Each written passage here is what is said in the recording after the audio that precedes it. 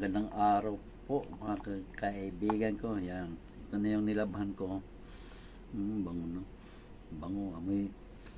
Amoy shampoo. Kagabi ko pa nilabhan to. Yan. Kasi pag pawisan tayo, di ba? Yan. Nag-absorb kasi pawis ito. Kaya parang yung helmet ko sa Pilipinas naamoy ko yan. Yan lang, ganyan lang kasimple.